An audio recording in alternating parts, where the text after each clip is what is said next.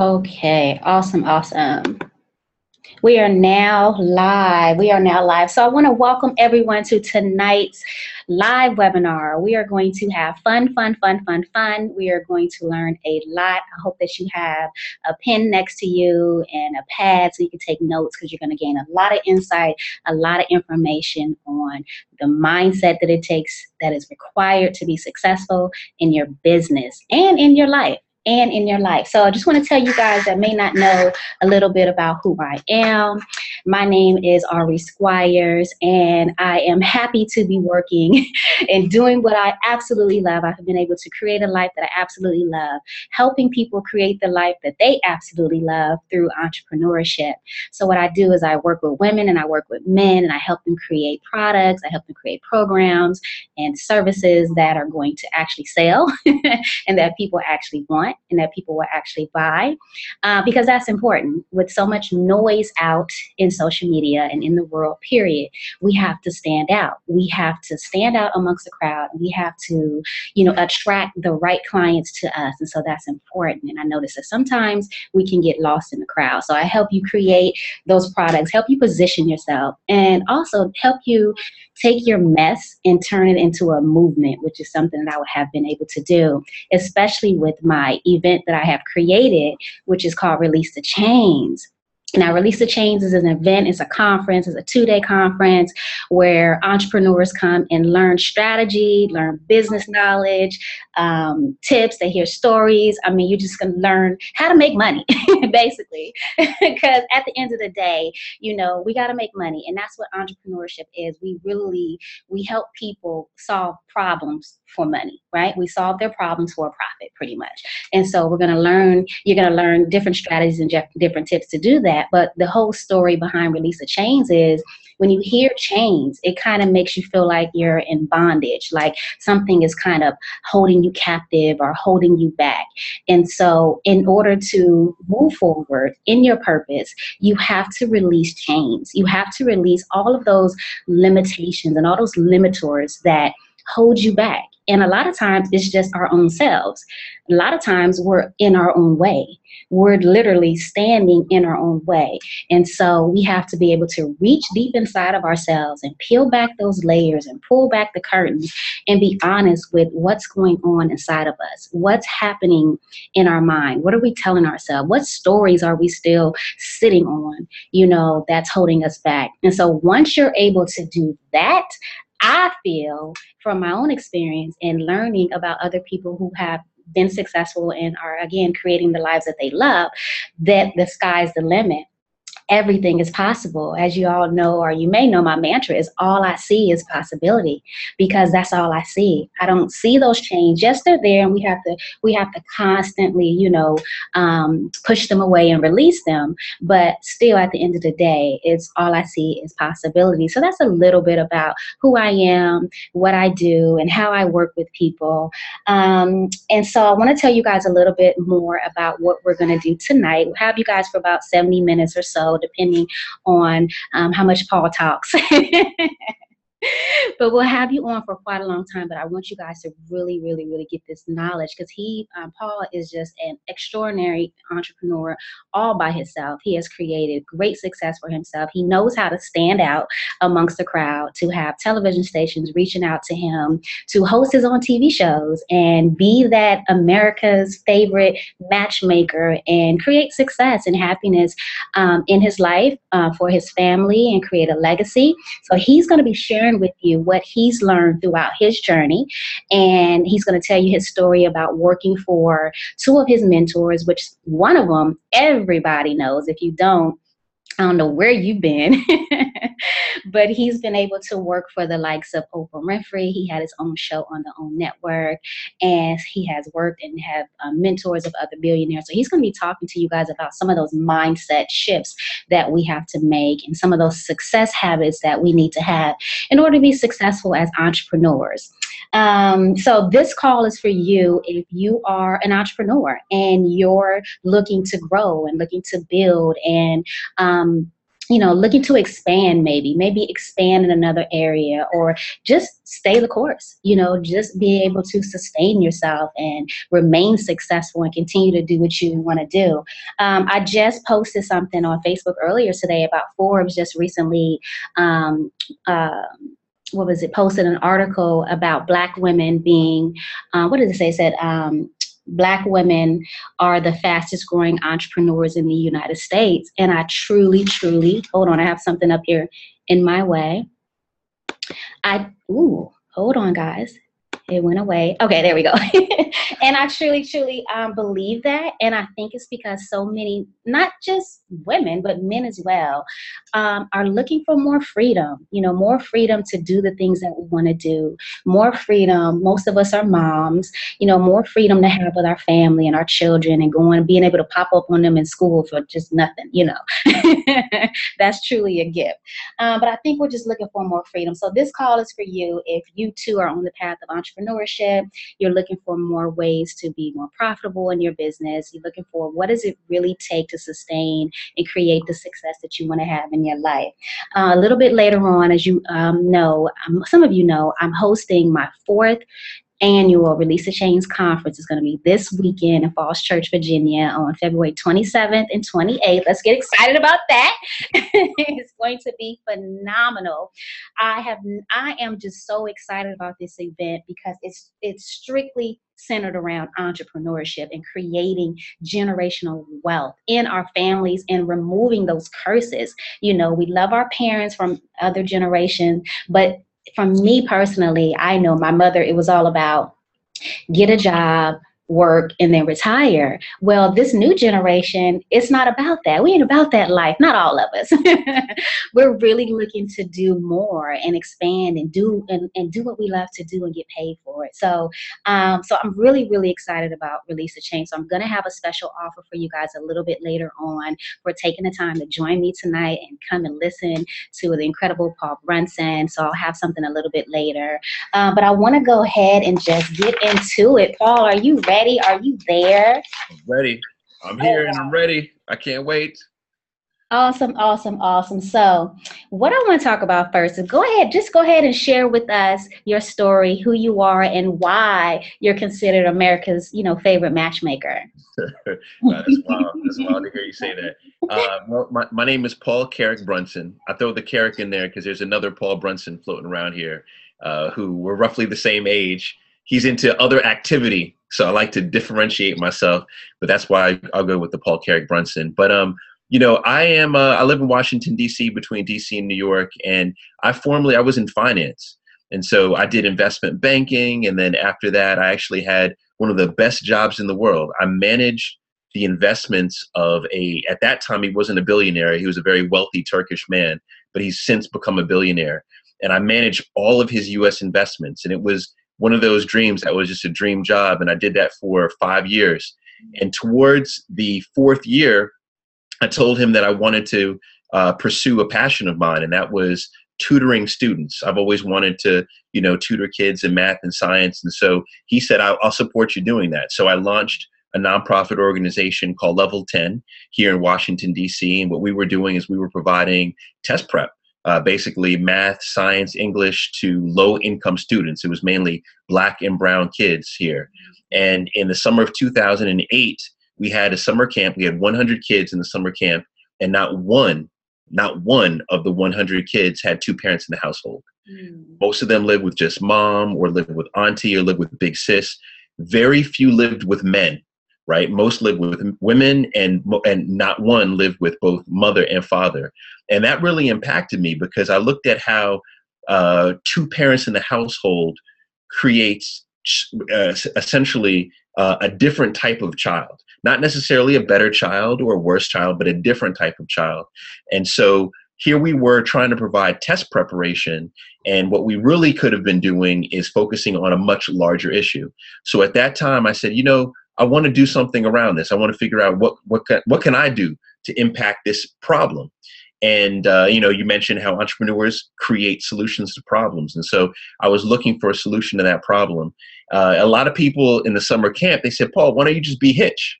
You could just hook everybody up. You just be Hitch. And I was like, no, I don't want to do that. But long story short, I really did. I ended up launching a program with my wife at that time. It was really like a party that we were throwing at our house.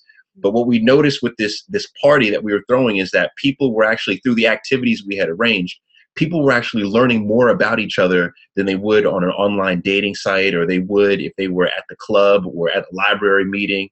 And so I took that idea. It was a solution that I thought to a problem of connectivity.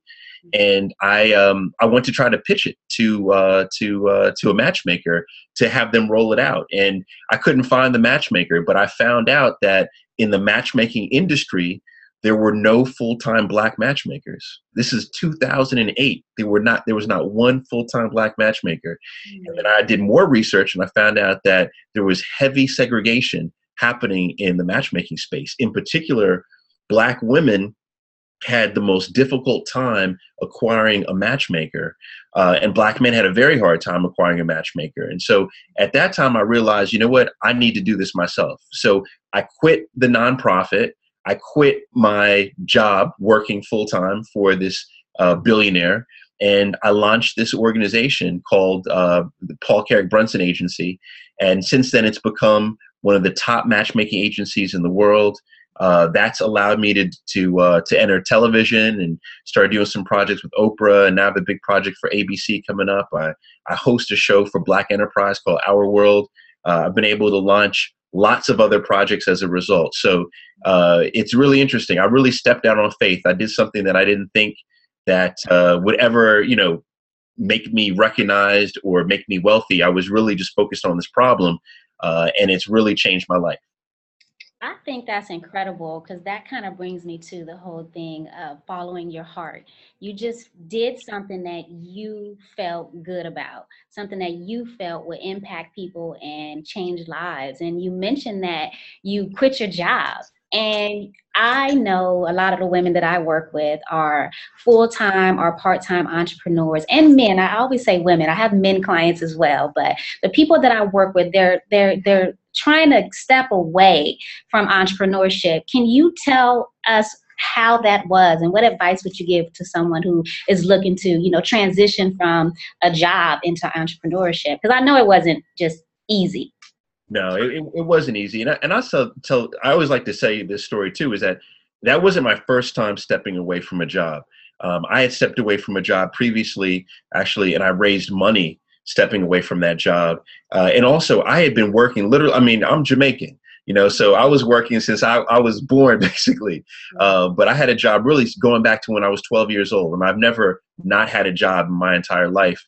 And so I would say the real first question, and this is the hardest question to ask, and you really need to have help in asking this question, is are you built to be a founder? It's much different to be an entrepreneur and be number 5 in the business, or the number 99 hired in the business. But to be a founder takes a totally different type of DNA. It actually takes a level of craziness. It takes a level of being very not being adverse to risk. It takes an interesting person. There's a Harvard law professor. His name is Howard Stevenson, and he has a definition for entrepreneurship, and I think it's great. It's someone who can take limited resources and create something from that. So essentially, if you can take something that's very little or insignificant and create something much larger or bigger from that, then you are truly an entrepreneur. You're a founder entrepreneur.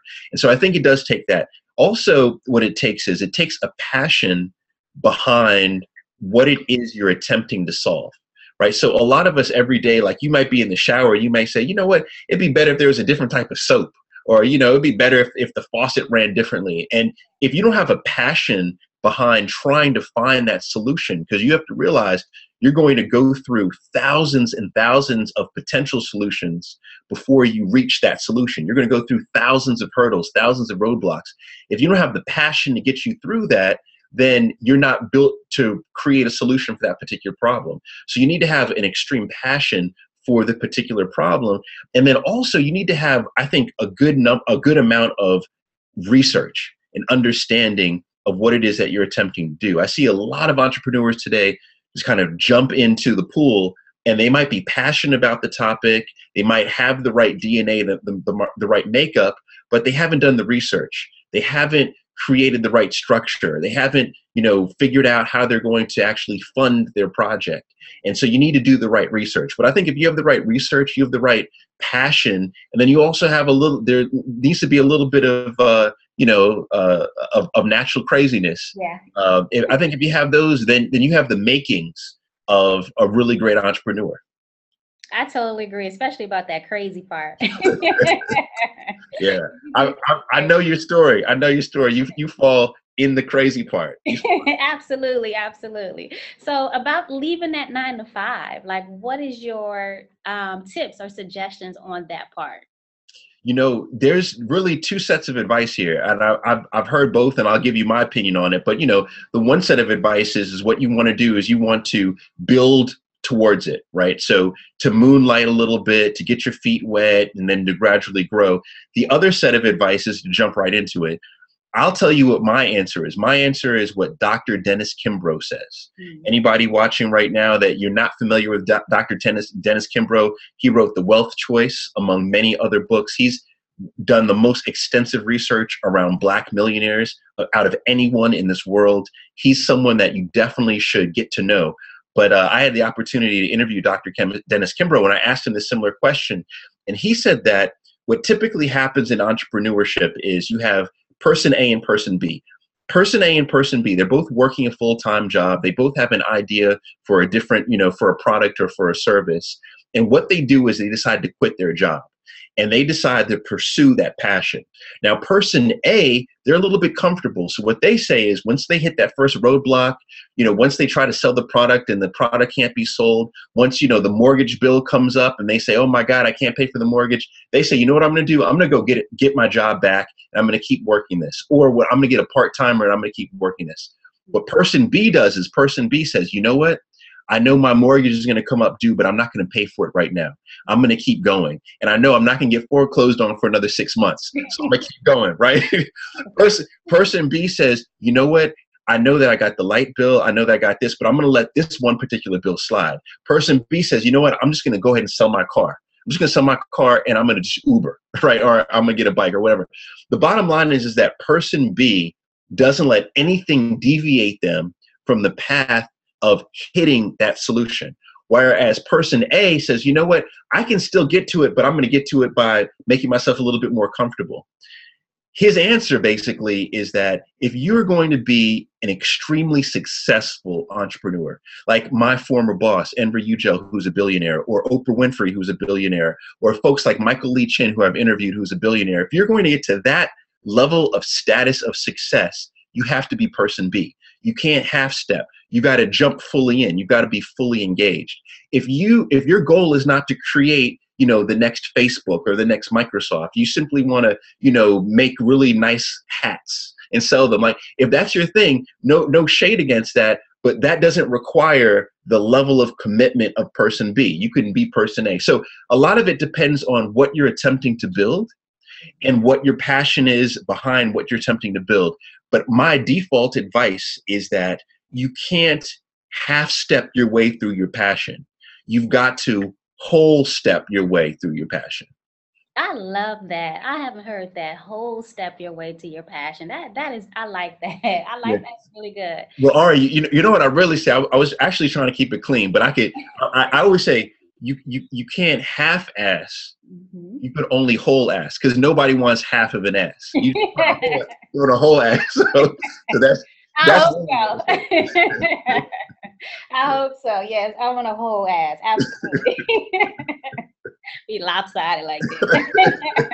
You're leaning on your chair like, oh. Yeah. All right, so I want to talk about like this billionaire mindset and this millionaire mindset. And, so many people like, well, you shouldn't be all about the money. You shouldn't be chasing money, so on and so forth. But we got to live. And like you said, if you want to get to a high level of success and create generational wealth, which is what one of our focuses at Release the Chains, as you know, which is the reason why I asked you to come out and speak. What is the mindset behind someone like Oprah Winfrey? What were her habits that are different, or that we can glean from and learn from? Yeah. I think this is a great question, and I hear a lot of that pushback too, of people saying, why billionaires? It's not all about the money. And my response is that no, it's not all about the money. But what it is when you're studying a billionaire is that you're studying someone who's achieved something that less than 1% of the world has done, right? You think about how many people are in the world, and then you think about that exclusive club, which quite frankly, a lot of people try to get in, right? Millions of people are out here trying to make money, right? Millions of people are trying to, achieve great things. Billionaires have done things that very few people ever have or ever will. And then on top of that, when you start looking at select billionaires that are self-made, like Oprah Winfrey, like my boss, Enver Yücel, like Michael Lee Chin, these are three people who came from literally nothing, right? They came from nothing. They came from poverty, and they were able to build themselves to multi-billionaires. And so there's something that you want to pay attention to, right? Because when you're studying the best, those are the best. Now, what I've found with those three in particular, so I worked for Oprah, I worked for Enver, and then I had an opportunity to interview and get to know Michael Lee Chin, right? So these are three billionaires. What I found is really interesting, really interesting, and that is that these billionaires are completely different. Like, so you take Oprah and you take Enver Yücel. One is a woman, one is a man. One's from the United States, one's from Turkey. One's married, one's not. One is Christian, one's Muslim. One made their money in education, one made their money in entertainment. It's completely different, right? But even though they have completely different characteristics, they have the same habits. It blew me away. They do the same things. And once I started noticing that they were doing the same thing, I started journaling it. And that's what led me on the path of what I call the Billionaire Project, where my goal is to interview 100 billionaires and learn as much as I can. But, in terms of your question of what are some of their characteristics, lots of them. But I'll tell you some of the big ones. One of the big ones is that they both receive their information not primarily through social media, not primarily through the news, not primarily through a newspaper. They receive their information primarily through other people. And this is something that really blew my mind. So when you go to dinner, I've had an opportunity to go to dinner with Oprah or Mr. Yücel, who's, I was telling you, Ari, he's just in town. I was at 2 dinners with him last week in DC. What they will do, so Mr. Yücel comes to town, he'll say, Paul, I want you to arrange 12 people for dinner, or I want you to arrange 15 people for dinner. Now, he'll pay for dinner for everyone, right? The bill will be a couple $1,000s. He'll pay for it. But the reason why he wants those people is he wants those people at the dinner table so that he can ask them questions and he can learn from them. So he wants subject matter experts at dinner. And the reason why this is of interest to him or of interest to Oprah is because when you think about it, what's reported to you in the news is what happened already, right? When you watch CNN, they're reporting on what's already happened, right? When you read a blog post or Twitter, you're reading, okay, this just happened. But when you talk to people who are subject matter experts, they're telling you what will happen, what is going to happen. And that's what allows them to have an edge in terms of the information that they have. And that gives them an edge in terms of their business practice. Now, this is something that we can all replicate. It doesn't mean that we need to be able to get, the mayor of DC at our table for dinner. But what it does mean is that we have to spend a lot of time with people. And this is something that I really want to emphasize, is that social media has gotten us all, I think, tricked. We're running around here thinking that, somebody friends us up on Facebook, they're our friend. They're not our friend, right? Real opportunity comes from a close-knit circle. And that comes typically in those close-knit circle, that's derived from people. And so that's one big characteristic that I've noticed, is that they derive their information directly from the source, from people. That's really good, because I just did a Periscope. Are you on Periscope? Not as much as I should be, but I am. I did a Periscope about elevating your circle and what that can do for you. And I think it's all about, we are a product of who we hang around. And as I explained to you my story growing up in Sacramento, California, how I became a product of my environment. And I love that you say you study these millionaires, and I talk about elevating our circle, being around people not of just of like minds that are better than you. Can you speak on that? Oh, yeah, absolutely. You know, there's a lot of great research around this. I'm going to be talking about a lot of this on Saturday too. Judy Robinette's a friend of mine. She's considered to be the woman with the platinum Rolodex, one of the best networkers in the world, right? So she's written a lot about this. You have a gentleman who's written a whole report on weak ties. And the bottom line here is that when you look at your social network, a lot of us, actually most of us, hang around people who are just like us.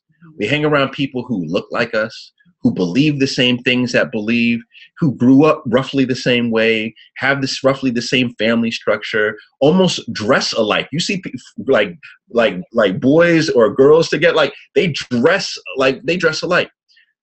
The most successful people, what they do is they have that network, but where they receive their information is they receive their information from people who are unlike themselves, right? People who maybe share different values, people who believe differently than you believe, people who are a different ethnicity, people who are a different nationality. You derive most of your power. This is really interesting. This is a lot of social psychology studies around this. You derive most of your power when you are able to step outside of your community, learn something, and then bring that something back to your community. Those are the people who have the highest level of status within a community. You know, and you could think back to, you know, when I think back to, you know, my grandparents growing up in Jamaica, they grew up in this very small town up in the mountains in Jamaica.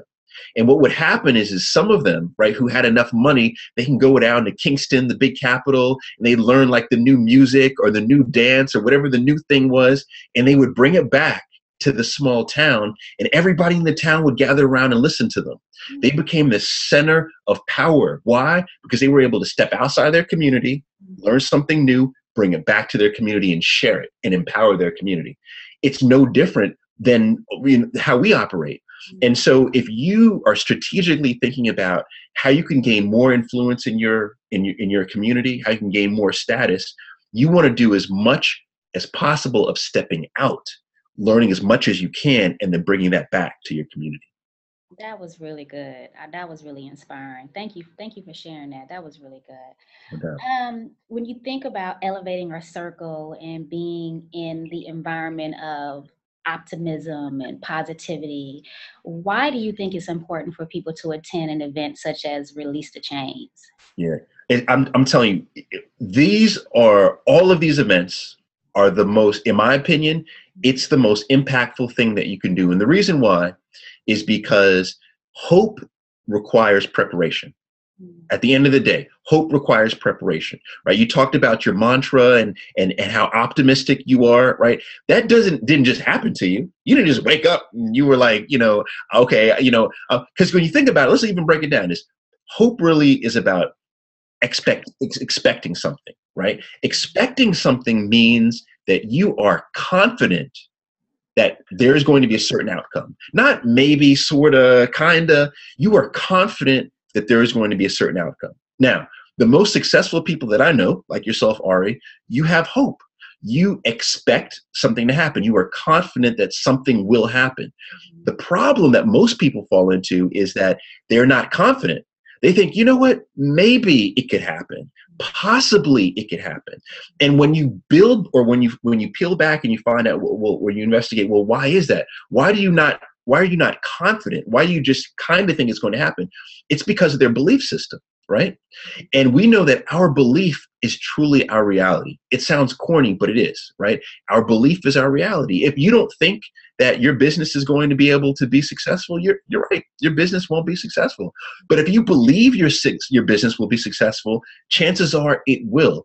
So where do you get the belief from? Well, you get the belief through content that you consume, right? What you hear, what you listen to, who you surround yourself with. And when you go to an event like Breaking the Chains, what happens is that you surround yourself with people who are all inspired. You surround yourself with people who are optimistic. You surround yourself with people who are hungry to go out there and get it. And that's all you need to separate yourself from truly hoping, right? Or just wishing, right? And that's what it's all about and you want to be in that. So it's not just the speakers. The speakers are important, right? I hope when people are listening to me when I'm speaking, but I think what's even more important are the people in the audience and the network that you build. I agree. I always say, and I know for me personally, I've traveled across the country to attend different conferences, and it's not always about the speakers. It's about who's sitting next to me. Right.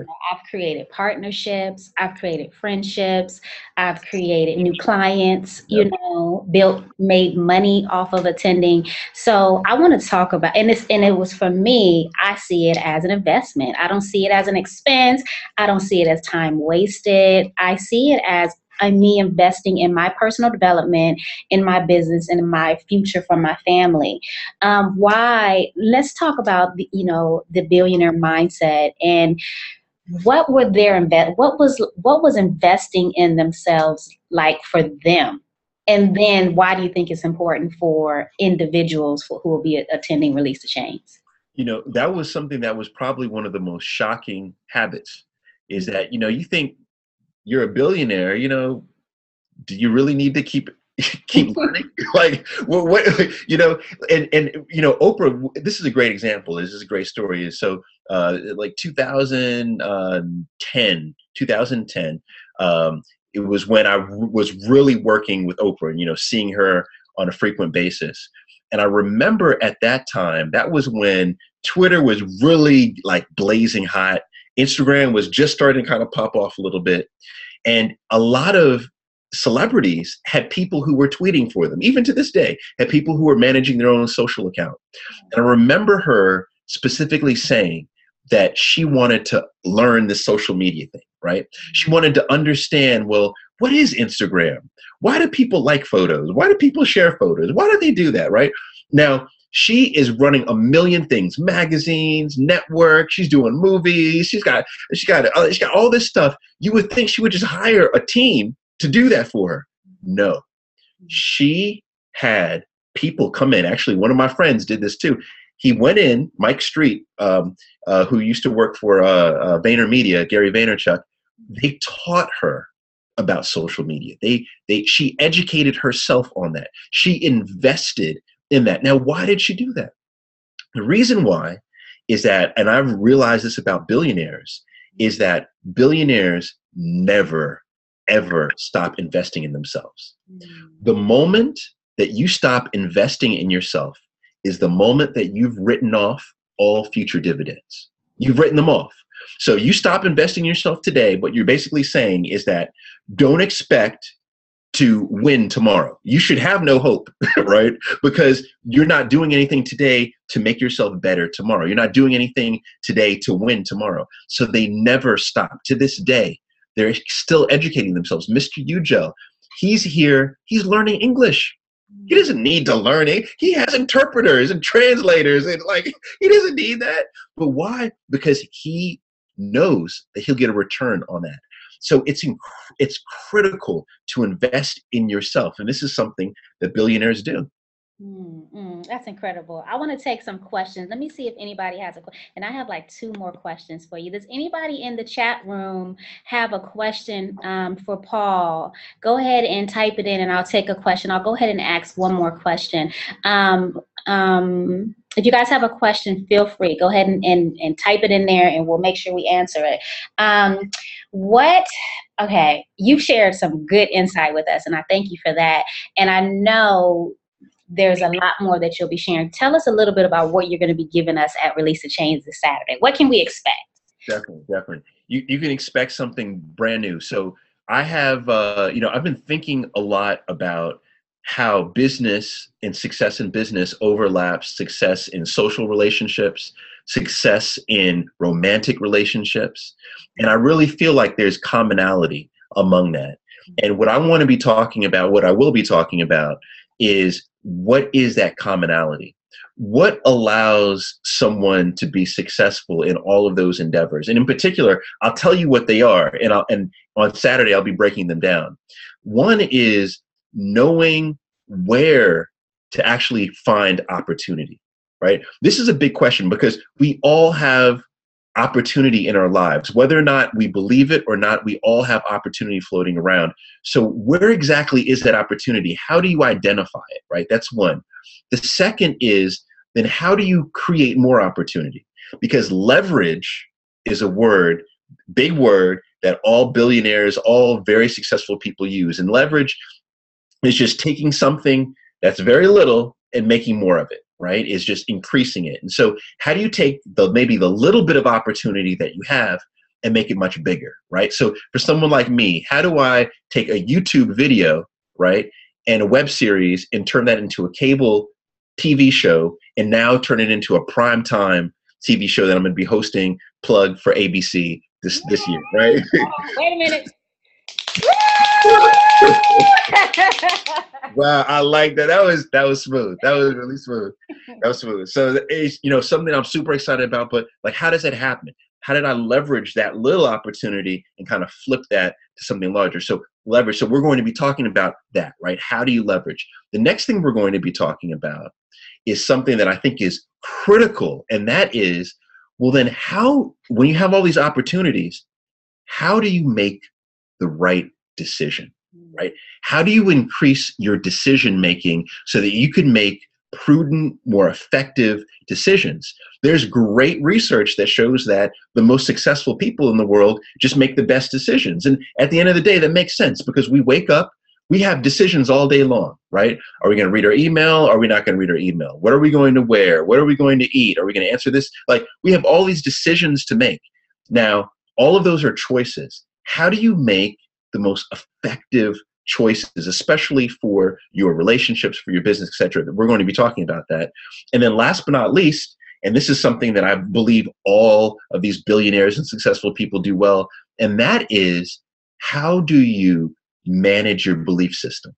How do you maintain that, right? So how do you keep believing? Because when you look at successful people, they're very optimistic, right? Like, all right, you're very optimistic. And for a lot of people to look at that optimism, they say, you know what? I don't know if I believe that. Or how does she stay that way? Like, we're going to be talking about how do you maintain that? How do you maintain your belief system? So how do you get to a point where you are believing? And then how do you maintain that? And I think that if you have the right belief system, if you know how to make the right decisions, if you know how to leverage your opportunity, and then you know where to find your opportunity, you're in position to be very successful. Business, in your platonic relationships, or your romantic relationships. I think that is incredible because I love what you're saying about believing in yourself, because sometimes our beliefs can hold us back, drastically. So I'm looking forward to hearing you share and dig deeper into that. Now, we do have some questions. I want to go ahead. I told you guys earlier that you guys that were on earlier that, I'm excited about Release the Change because I have been talking to all of our phenomenal speakers. And as I've told you guys, I'm bringing all new content myself because over this last 6 months, so many things have happened for me. I kind of feel like Oprah. I got movies, I got all kind of things going on in my life. And thank you. And it's just, I've gathered so much now, and research, like Paul said, is so crucial. I've really been investing in myself in the research world, and I'm going to be sharing so much new information with you guys this weekend. Wow, this weekend. So we are almost sold out, and I know people hear that, oh, we're almost sold out. Oh, you think I'm trying to sell these tickets? Look, you don't have to come, but you would want to come.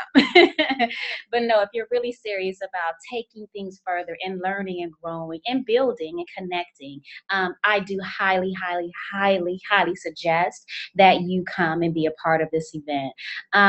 This experience is an experience. So like I said, we are almost sold out. I'm pretty sure we will be sold out by tomorrow. Tomorrow's Wednesday. So for the next 24 hours, I want to just offer those of you who are taking this time here tonight. I know that you've been inspired. You've gotten some good nuggets. Go to rtcmainevent.com, and the tickets right now, even VIP. Let me tell you about VIP. They're half off right now, only for the next 24 hours. This time tomorrow by 11 p.m. That's it. They're going back to regular price.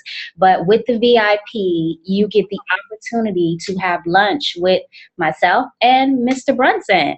And people like still talk about our VIP lunches because it's really intimate. I don't have 30 people in there. Literally, it's only 12 slots, just 12 people, myself, Paul, and the rest of the speakers, and you really get the chance to connect and ask those deep, intimate questions and build relationships. You can't beat that. And so even the VIP tickets are on sale. You get to sit front row, you get t-shirts and all that stuff, but who cares about that stuff, right?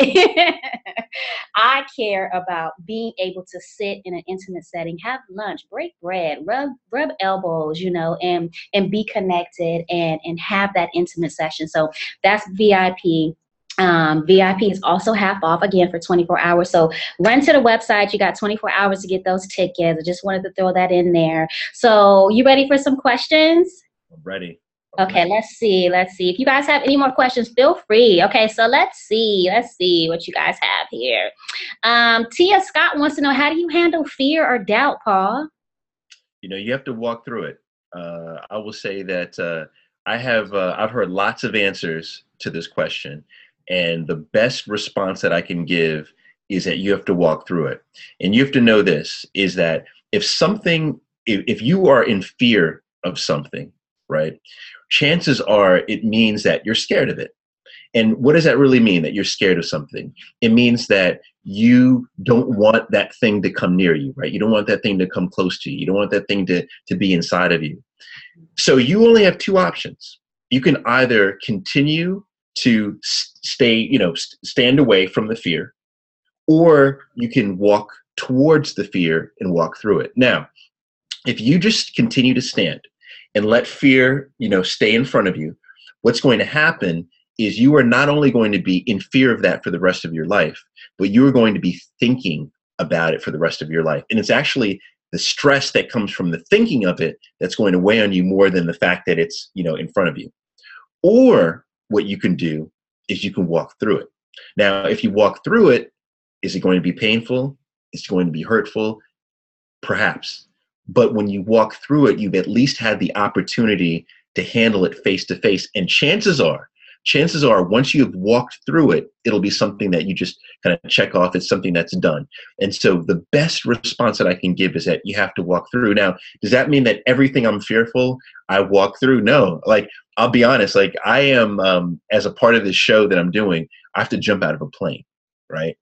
I am every night I'm thinking about this. I am so scared to do this. I'm so scared, but I know I'm going to do it. And I know that once I do it, I'll feel much better about it. But more important than feeling much better about it, it won't be in front of me anymore. I won't carry that stress. And so you have to walk through your fear. I agree. That was good advice. And I also, too, I like to say, we have to choose love over fear. A lot of times when fear comes, it's blocking the things that we love, the things that we were put on this earth to do. It's just that some people call it the enemy, trying to block us from doing the things that we love and being in a creative space of love. So you have to just choose love over fear. So that was a very good question. Very, very good question. Okay, let me see. We have two more questions.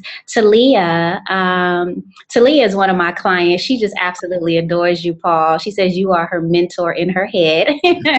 Good stuff, Talia. Good stuff. I can't wait to meet you. She asks, is there one thing that you wish you knew starting out with regards to TV hosting? What piece of advice can you give to an aspiring host? Oh, wow. Gosh, I could give you so many on this one. So many. I can give you a list. It's hard just to break it down to one. I'll give you three real quick. One thing is to understand that television is really just two bookends to a commercial, right? A great producer told me that one time. TV is two bookends to a commercial. So you have to understand that your objective, even though it might sound unfortunate, your objective is to keep those eyeballs, because you want to keep those eyeballs so they can watch a commercial. So what does that mean? That means that you have to be entertaining. That means that you have to be presentable.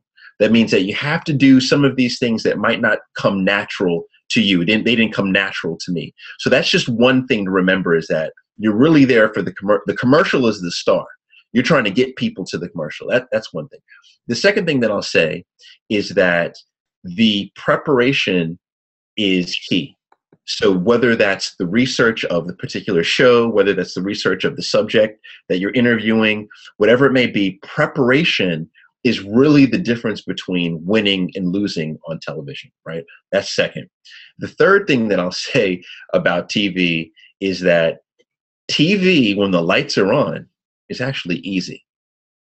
The hard part is when the lights are off. And what I mean by that is all the politics that go around, all of the, crazy psychology that goes on set, all of those things.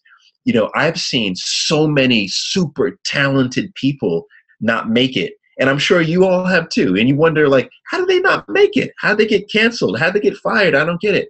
It's probably because they either didn't like or didn't float along with the politics that were happening when the lights were off. So if you want to really make a career out of television hosting, you have to figure out what your stance is going to be, and you're going to have to deal with that, or get a manager, somebody to deal with that. So know that. Know that preparation is key, and know that TV is really just two bookends to a commercial. I like that. Preparation is key. That is crucial in everything. It is key. Okay, another question, last one from Angela. She said, could all 4 points that you mentioned earlier be based upon or radiate from a solid belief system? The 4 points in terms of the where opportunity is and that. Radiate, sure. It could radiate from that, but I think that there's a skill set that's also required. So the art of it is that it can radiate, but there's also a technical part to it of knowing precisely where the opportunity is. And we're actually going to get, I'm going to pull open my social psychology books, and we're going to go through different theories that social psychologists have talked about in terms of opportunity. In terms of leverage, we're going to talk about techniques that some of the best networkers in the world, like Judy Robinette, use. So there's a technical piece to it, but I do agree that it needs to begin with your hope that those things are going to work. Because if it doesn't begin with a sense of hope, then those things are not going to work. Good answer. Good answer. Good answer. So you'll have to come to Release the Chains to hear the rest of that, Angela. And I think you'll be there, I think.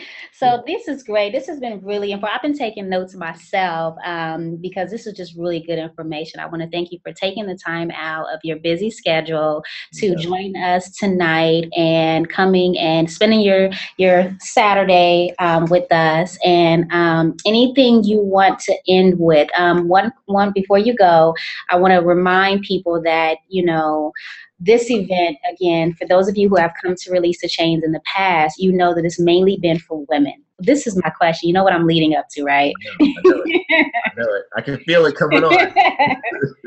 It's usually been for women, and it's been a life class where we've talked about, releasing the chains of low self-worth and financial distress or mental pain, our stories and so on and so forth that we've had to shed. And as I've gone through my journey of working with mainly women, I've noticed that some of us do not have the support that we need at home. And fortunately, I have a husband who's very, and it doesn't mean, I'm going to say my husband is supportive. So I'm not trying to say that your spouse or the other person in your life may not be supportive, but they may not understand it. They may not get it all the way because they just maybe don't get it. And so this event, I said, you know what?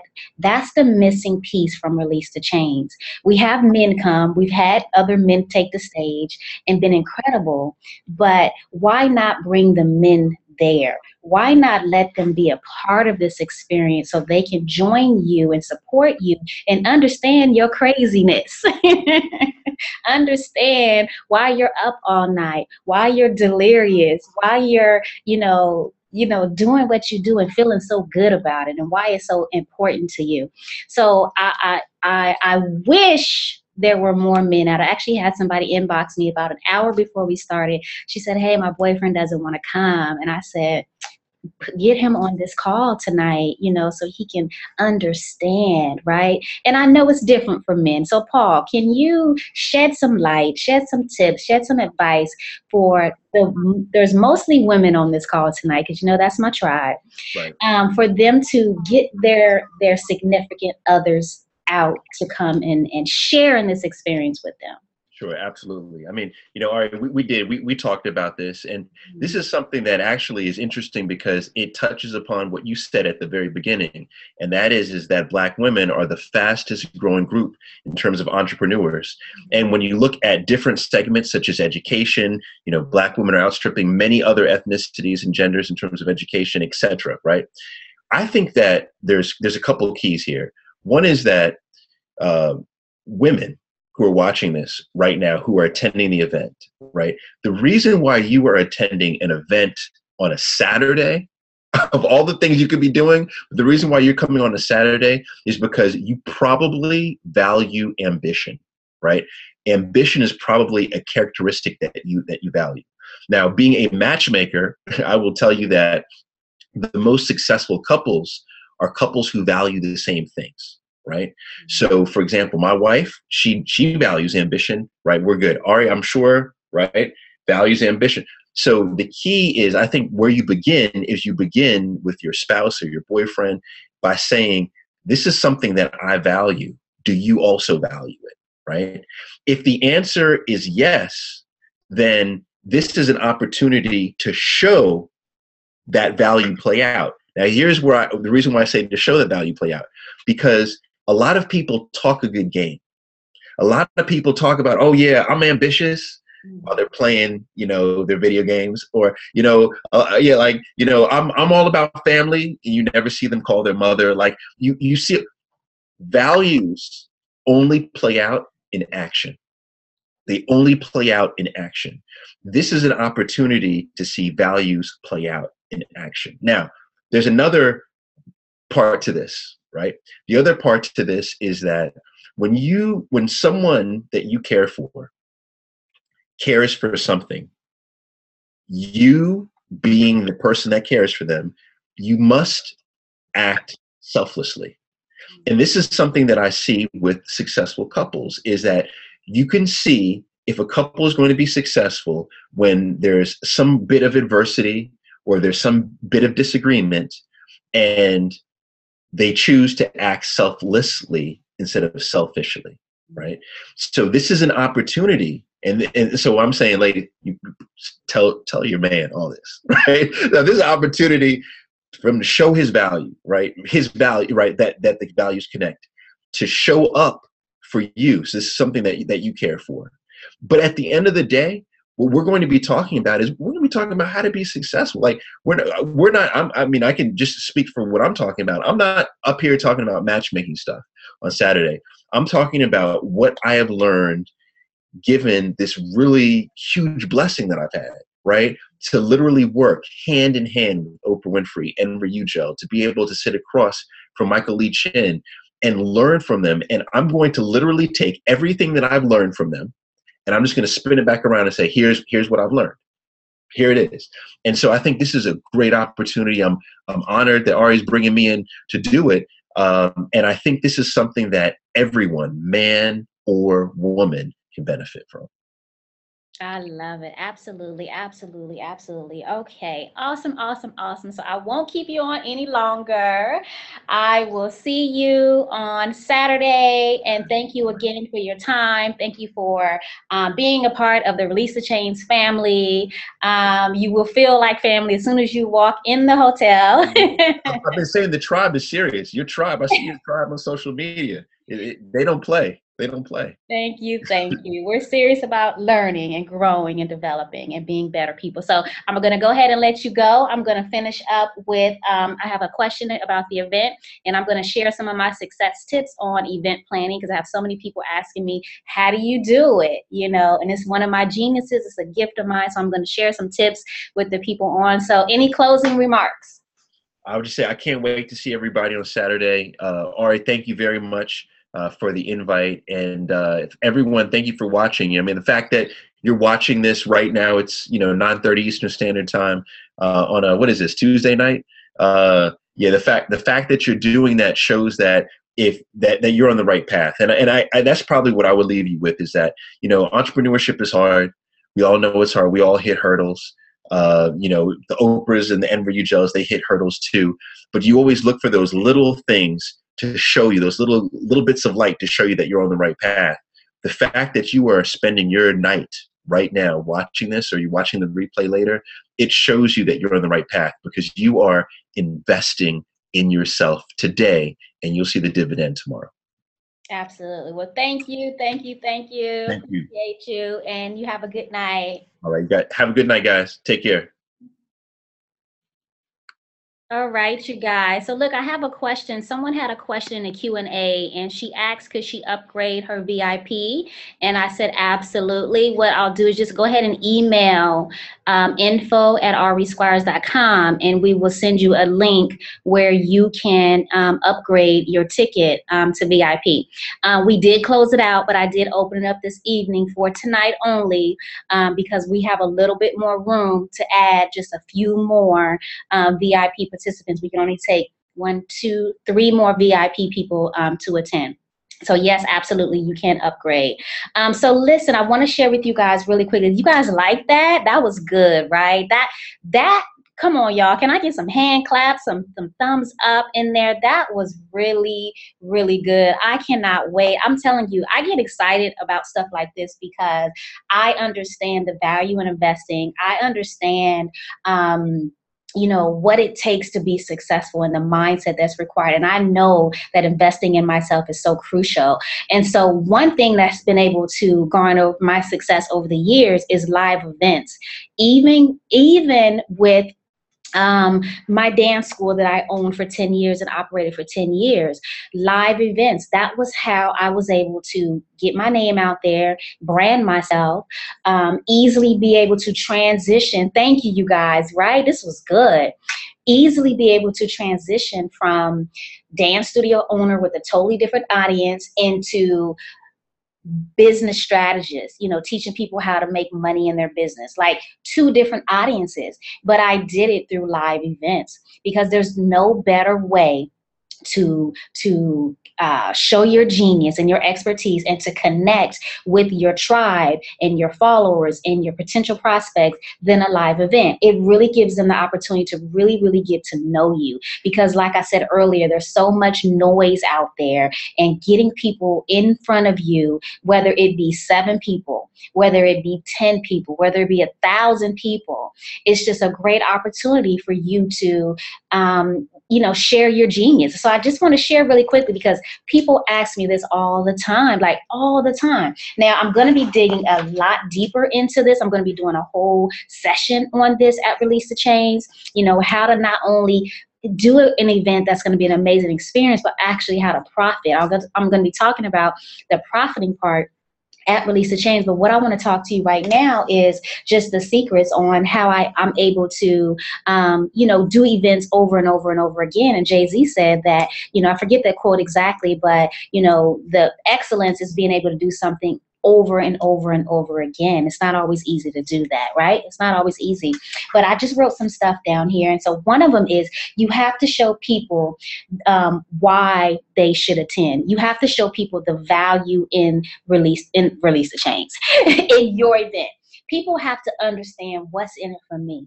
At the end of the day, what's in it for me? What am I going to get out of? What is valuable for me? You can't just say, here's my event, you need to be there. Like, really show them the value. What are they going to get? What are they going to learn? What are their takeaways?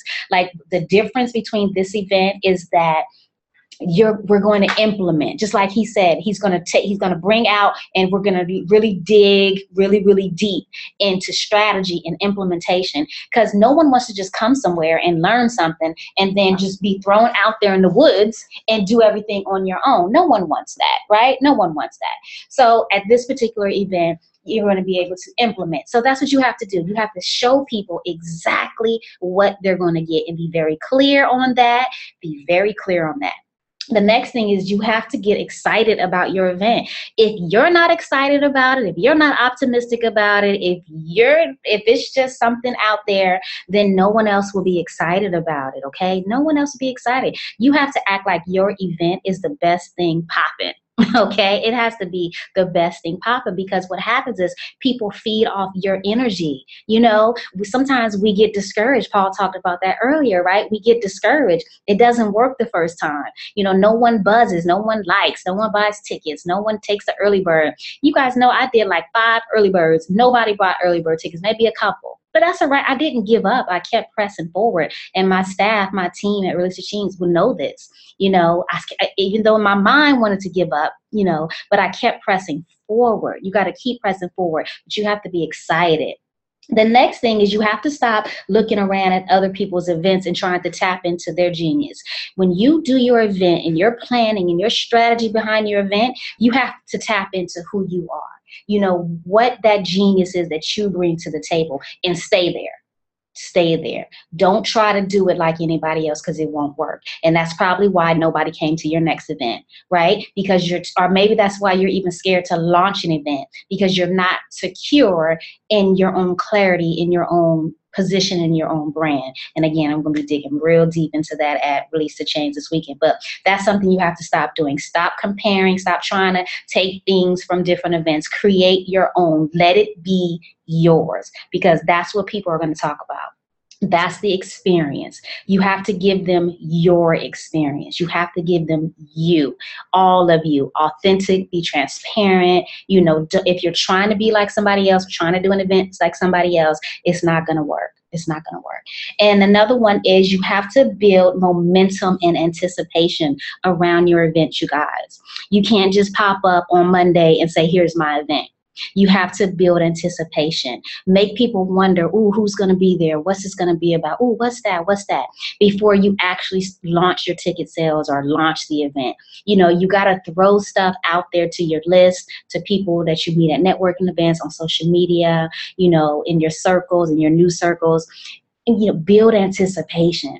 Because then when it drops like it's hot, right? It drops like it's hot. But it's important. Your launch phase, your pre-launch phase is way more important than your launch, okay? Way more important than your launch. And that takes strategy, that takes planning, that takes positioning, all of that stuff, okay? So that's important. This is how I've been able to fill in a venue of 800 people, you know, in 30 days, okay, in 30 days.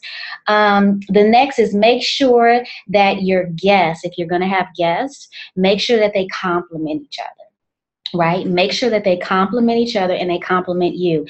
Now, some people are like, why are you like, I'm a business coach. I'm bringing other business coaches on there. Everybody, even Paul's a business coach, right? Mostly everybody on stage is a business coach, but we all complement each other.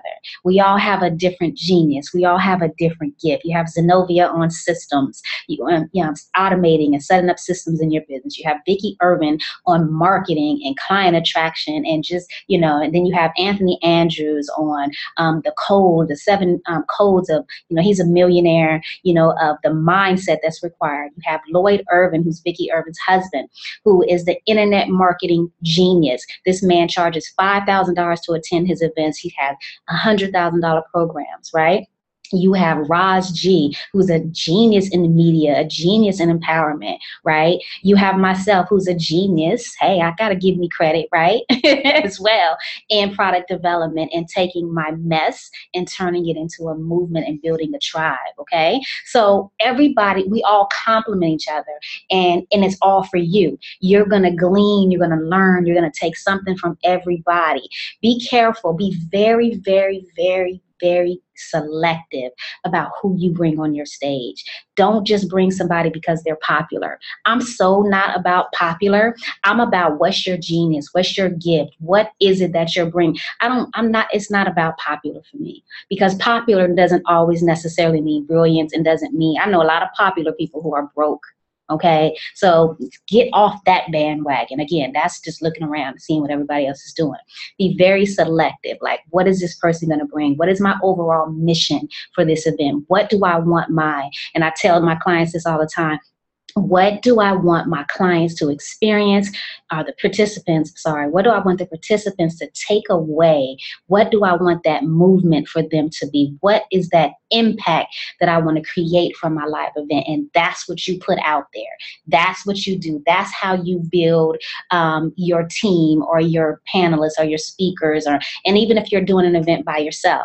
I just did an event in Atlanta, Georgia, with 7 people. Okay, and I'll talk to you guys about how I did that and made 5 figures from 7 people at one event. Okay. So I don't just talk it. I've actually done it, and I'm going to show you guys my strategy. So for those of you guys that are coming, kudos again. Tickets for the event are 50% off for 24 hours. If you purchase a regular ticket and you want a VIP upgrade, that's cool. There's only 3 of those. Just send us an email, info@arisquires.com, and we'll send you the link. So does anybody have any questions about to release the chains this weekend? Does anybody have any questions about anything we talked about tonight? Don't be shy. Are you guys excited, right? Are you guys excited? Yes, all hand claps. Thank you. Can't wait for the recording. Yes, I'll send out the recording. Absolutely. If you came on late, I will send the recording. Anybody have any questions, you guys? If not, I'm going to go ahead and let you get back to what you do. But I want to thank you from the bottom of my heart. I look forward to seeing everybody there. I know it's not always easy to invest in ourselves and take time out, but congratulations. Kudos to you for stepping out and doing what other people are afraid to do, because that is a success habit, doing what other people are making excuses to do. Don't make an excuse. Come to this event. I'm telling you, your life will be changed. You will release many, many, many chains. The mantra for this event is no more chains. No more chains.